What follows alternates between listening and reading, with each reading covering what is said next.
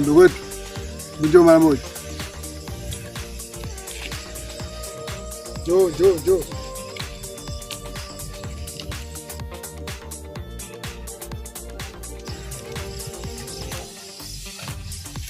Bangu vipi, mbona pita maskani aftozi hivyo namna hiyo kivipi? Hebu nipe mali yangu kwanza. Hebu leta simu yangu. Simu yako yangu blaza. Hivi unabishana mimi? Sawa blaza, shika. Begi. Blaza, begi la nguo zangu blaza. Toa begi hilo. Yeah.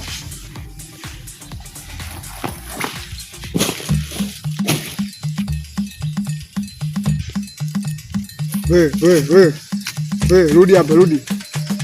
Leta hela zangu. Blaza, hela yako yangu. Leta hela zangu.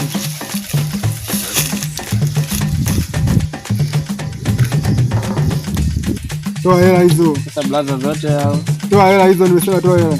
Blaza, hata buku niachie blaza. Toa hela zote hizo na saa hiyo toa hiyo. Saa hiyo juu inaniamsha. Toa saa hizo, toa saa hizo. Sasa ninunulia mama hii. Wewe.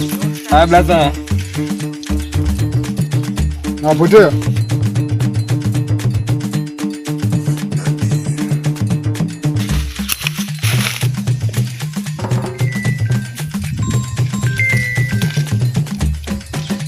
Sasa vipi?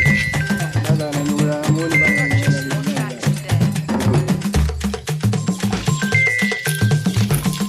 Mimi mwenyewe ndio huyo blaza. Familia? Poa, vipi? Kama kawaida. Ile. Vipi mwanangu? Poa. Unaingilia hadi watu ambao tunafahamiana. Brother huyu. Sikujua bwana. Sikujua. Unje kumuona huyu maskani pale? Sijai kumuona kabisa brother. Huyu brother wangu mrudishie vitu vyake bwana. Unaona saa yangu hii brother. Kanichukulia saa yangu na hela zangu. Oya, familia hii. Poa.